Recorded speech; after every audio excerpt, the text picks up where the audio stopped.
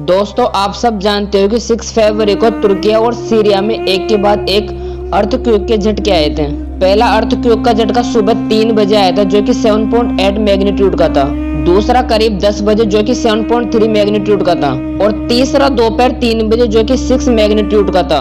दोस्तों मैं आपको बता दूं कि दोनों देशों में अब तक 37,000 से भी ज्यादा लोगों की मौत हो चुकी है। तुर्की के 10 राज्यों में करीबन 1 करोड़ 30 लाख लोग डिस्प्लेस हो चुके हैं और अब तक 8,000 लोगों को रेस्क्यू कर लिया गया। तुर्की में आए इस खतरनाक भूकंप को आज 9 दिन हो चुके हैं और अब तक जिस समय में ये वीडियो बना रहा हूँ जब तक 37,000 से भी ज्यादा लोगों की मौत हो चुकी है और हो सकता कुछ दिनों में यह संख्या और भी ज्यादा मिले।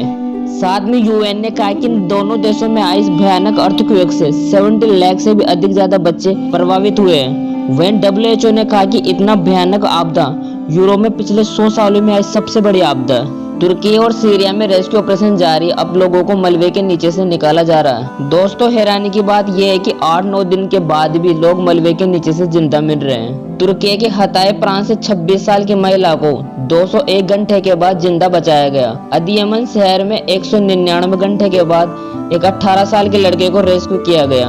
लेकिन दोस्तों एक बुरी बात यह भी है कि इन दोनों देशों में मलबे में दबे जिंदा लोगों की तलाश अब आखिरी चरण में है। इसके बाद अनुमान लगाया गया है कि इसके बाद शायद ही कोई जिंदा मिले। साथ ही सीरिया में भूकंप पीड़ितों को श्रद्धांजलि देने के लिए 20 फरवरी तक के लिए राष्ट्रीय ध्वज को भी आधा झुकाया गया है।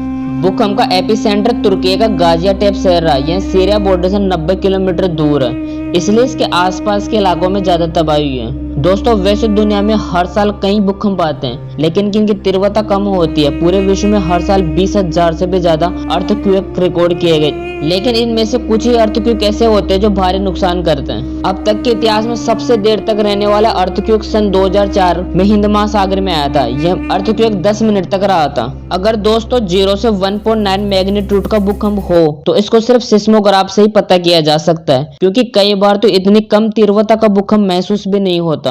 अगर 2 से 2.9 मैग्नीट्यूड का हो तो उसमें हल्का कंपन होता है। अगर 3 से 3.9 का मैग्नीट्यूड का कोई भूकंप हुआ तो आपको लगेगा आपके पास से कोई भारी वाहन गुजरा है, आपको लगेगा जैसे कोई पास से ट्रक गुजरा है। 4 से 4.9 तीव्रता का भूकंप आए तो खिड़कियां टूट सकती है, दीवारों पर लगे फ्रेम भी गिर सकते हैं। और 5 से 5.9 तीव्रता में आपको एक भारी फर्नीचर का सामान जैसे आपका बेड भी हिल सकता है। 6 से 6.9 तीव्रता के भूकंप में इमारतों की नींव में दरार आ सकती है और ज्यादा मंजिल इमारत हो तो वो गिर भी सकती है।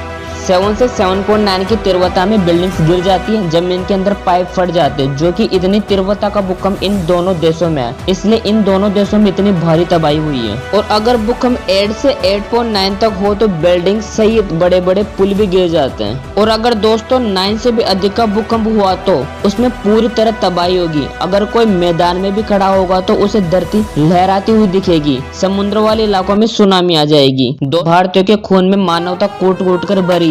दुनिया में कहीं भी मदद की जरूरत हो सबसे पहले भारत आगे आता है। भारत ने तुर्की में राहत बचाव कार्यों के अभियान को दोस्त का नाम दिया। और दोस्तों अब इस मदद को लेकर जितनी चर्चा तुर्की में नहीं होती उससे ज्यादा चर्चा तो पाकिस्तान में हो रही है। भारत अब धीरे धीरे पूरी दुनिया के करीब आता जा रहा है। पाकिस्तान ने जो गैप बनाया था कि मुस्लिम देश पाकिस्तान के साथ ही रहेंगे, खासकर तुर्की, वो गैप भी अब खत्म होता नजर आ रहा है। पाकिस्तान मुस्लिम देशों को जो कश्मीर नाम का चूर्ण बेचा करता था वो भी अब बंद हो गया। मुस्लिम देश भी अब भारत की ओर आकर्षित हो रहे हैं। तो दोस्तों ये जानकारी आपको कैसी लगी कमेंट्स में जरूर बताएं। अगर वीडियो पसंद आई हो तो लाइक करें और अपने दोस्तों को जरूर शेयर करें।